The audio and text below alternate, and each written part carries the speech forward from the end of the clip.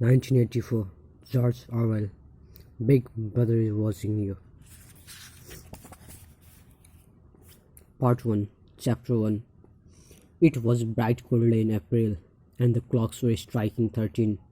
Winston Smith, his chin nuzzled into his breast, in an effort to escape the vile wind, slipped quickly through the glass doors of Victory Mansions, though not quickly enough to prevent a swirl of gritty dust from entering along with him. The hallway smelt of boiled cabbage and old rag mats. At one end of it, a colored poster, too large for indoor display, had been tacked to the wall.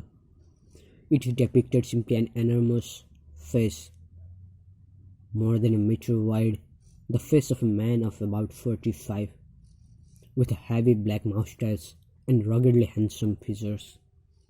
Winston made for the stairs. It was no use trying the lift. Even at the best of the times, it was seldom working, and at present, the electric current was cut off during daylight hours. It was part of the economy drive in preparation for Heat Week. The flat was 7 flights up, and Winston was 39 and had a varicose ulcer above his right ankle. Went slowly, resting several times on the way, on each landing opposite to the lift shaft. The poster with the enormous face gazed from the wall. It was one of those pictures which are so big. It was one of those pictures which are so contrived that the eyes follow you when you move. Big Brother is watching you, the caption beneath it ran. Inside the flat, a fruity voice was reading out a list of figures which had something to do with the production of pig iron. The voice came from an oblong metal plate, like a dulled mirror, which formed the part of the surface of the right-hand wall. Winston turned a switch, and the voice sank somewhat, though the words were still distinguishable. The instrument, the telescreen it was called, could be dimmed, but there was no way of shutting it off completely. He moved over the window, a smallish, frail figure, the meagerness of his body merely emphasized by the blue overalls, which were the uniform of the party. His hair was very fair, his face naturally sanguine, his skin roughened by a coarse sharp and blunt razor blades, and the cold of the winter that had just ended.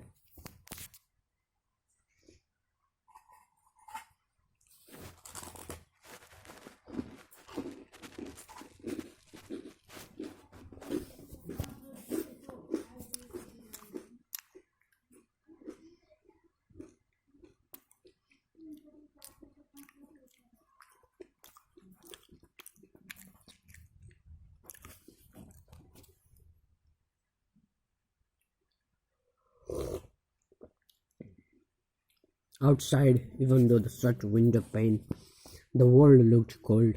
Down in the street, little eddies of wind were reeling dust and turned paper into spirals.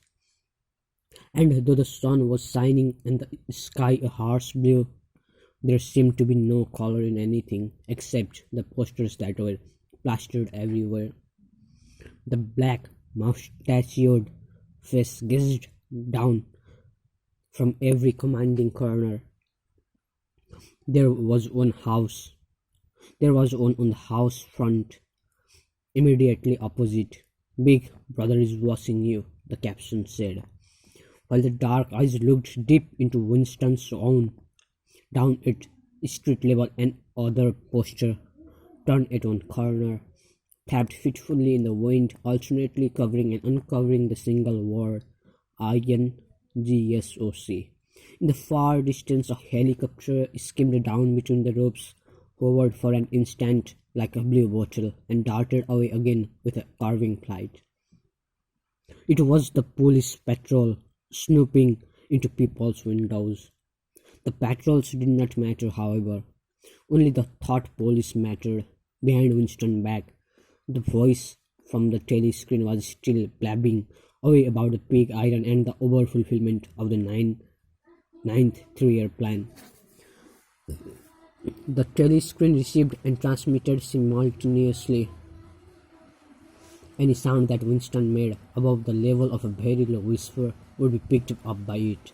Moreover, so long as he remained within the field of vision which the metal plaque commanded, he could be seen as well as heard. There was, of course, no way of knowing whether you were being watched at a given moment. How often or on what system the thought police talked in on any individual wire was guesswork. It was even conceivable that they watched everybody all the time, but at any rate they could just plug in your wire whenever they wanted to. You had to did live. From habit that became instinct, in the assumption that every sound you made was overheard and, except in the darkness, every movement scrutinized. Winston kept his back turned to the telescreen. It was safer though, as he well knew. Even a back can be revealing. A kilometer away the Ministry of Truth, his place of work, towered vast and wide above the grimy landscape. This, he thought with a sort of vague distaste, this was London, chief city of Airstrip 1, itself the third most populous of the provinces of Oceania. He tried to squeeze out some childhood memory that should tell him whether London had always been quite like this. Were there always these vistas of rotting 19th century houses, their sides shored up with the bulks of timber, their windows patched with cardboard, and their roofs with corrugated iron, their crazy garden walls sagging in all directions, and the bomb site where the plaster dust swirled in the air, and the willow harp straggled over the heaps of rubble, and the places where the bombs had cleared a large patch and there had sprung up sordid colonies of wooden dwellings like chicken houses. But it was no use. He could not remember. Nothing remained of his childhood except a series of bright lit tablets occurring against no background and mostly unintelligible.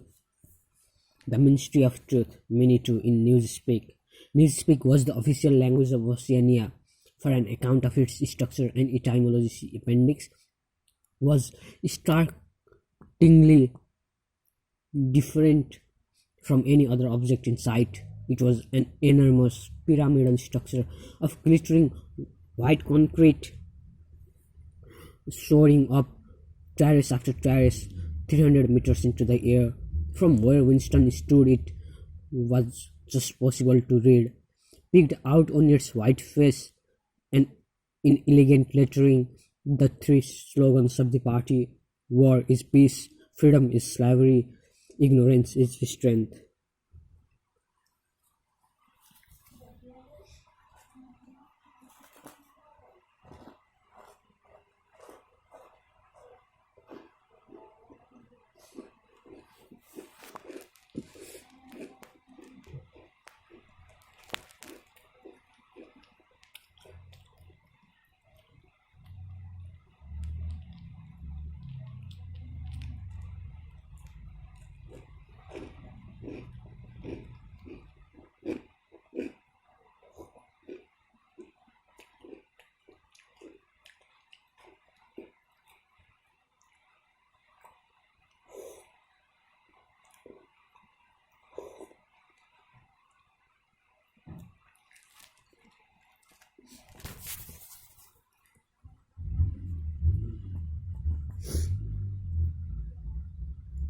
The Ministry of Truth contained, it was said, 3,000 rooms above ground level and corresponding ramifications below. Scattered about the London, there were just 3 other buildings of similar appearance and size, so they completely did they dwarfed the surrounding architecture that from the roof of victory mansions you could see all 4 of them simultaneously. They were the homes of the 4 ministries between which the entire apparatus of government was divided. The Ministry of truth, which concerned itself with news, entertainment, education, and the fine arts; the Ministry of Peace, which concerned itself with war; the Ministry of Love, which maintained law and order; the Ministry of Plenty, which was responsible for economic affairs. Their names in news speak: many true, many packs, many love, and many plenty. The Ministry of Love was the really frightening one. There were no windows in it at all. Winston had never been inside the Ministry of Love, nor within half a kilometre of it. It was a place impossible to enter except in an official business, and then only by penetrating through the maze of barbed wire entanglements, steel doors, and hidden machine gun nests.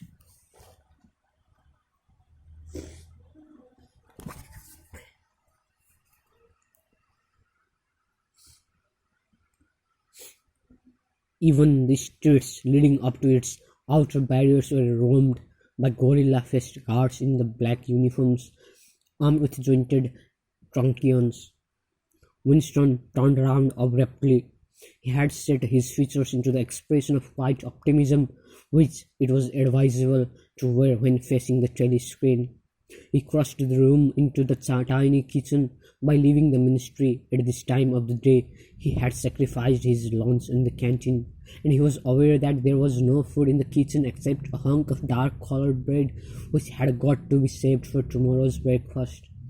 He took down from the shelf a bottle of colourless liquid with a plain white label marked Victory Gin. It gave off a sickly, oily smell as of Chinese rice spread.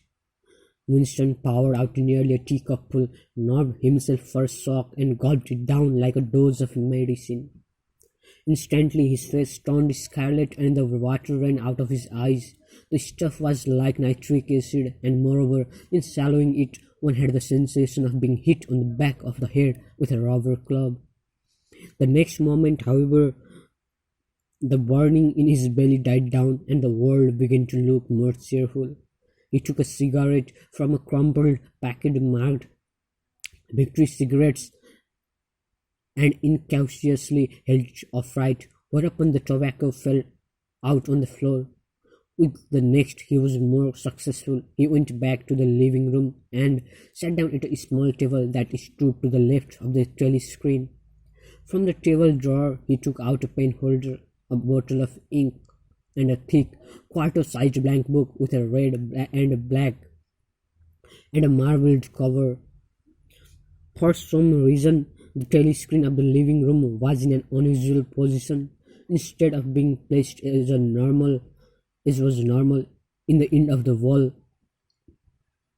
where it could command the whole room, it was in the longer wall opposite of the window. To one side of it there was a shallow alcove in which Winston was now sitting, and which, when flats were built, had probably been intended to hold the bookshelves. By sitting in the alcove and keeping the well back, Winston was able to remain outside the range of the telescreen so far as sight went. He could be heard, of course, but so long as he stayed in his present position, he could not be seen. It was partly the unusual geography of the room that had suggested him the thing that he was now about to do. But it had also been suggested by the book that he had just taken out of the drawer. It was a peculiarly beautiful book. Its smooth, creamy paper, a little alloyed by age, was of a kind that had not been manufactured for at least 40 years past. He could guess, however, that the book was much older than that. He had seen it lying in the window of a poshy little junk shop in a slummy quarter of the town. Just what quarter he did not now remember, and had been stricken immediately by an overwhelming desire to possess it. Party members were supposed not to go into ordinary shops dealing on the free market, it was called, but the rule was not strictly kept, because There were various things such as shoelaces and razor blades which it was impossible to get hold of in any other way. He had given a quick glance up and down the street, and then had slipped inside and bought the books for $2.50. At the time he was not conscious of wanting it for any particular purpose. He had carried it guiltily home in his briefcase. Even with nothing written on it, it was a compromising possession. The thing that he was about to do was to open the diary. This was not illegal, nothing was illegal since there were no longer any laws, but if detected, it was reasonably certain that it would be punished by death, or at least by 25 years in a forced labor camp. Winston fitted a nib into the pen holder and sucked it off to get the grease off.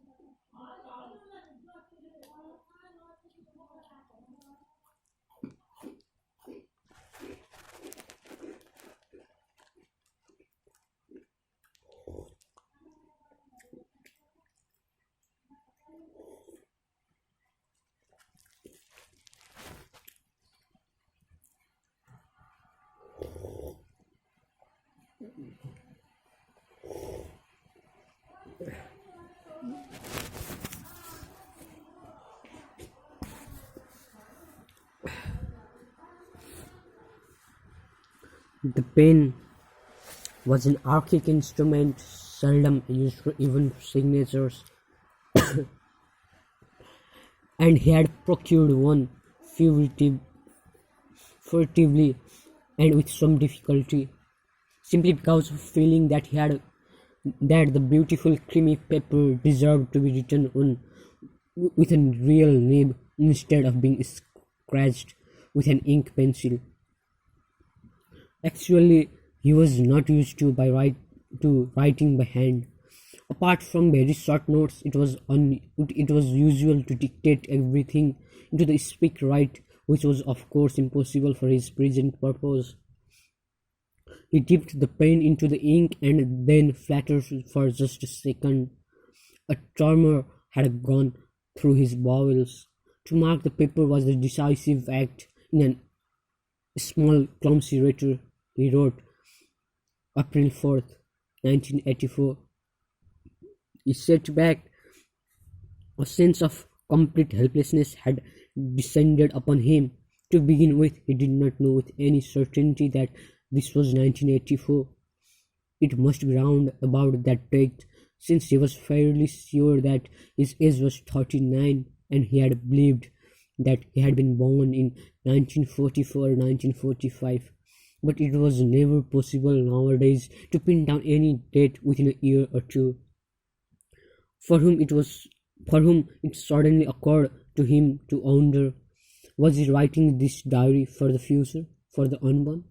His mind hovered for a moment round the doubtful date on the page, and then fizzed up with a bump against the newspeak word double think. For the first time, the magnitude of what he had undertaken came home to him. How could you communicate with the future? It was of its nature impossible.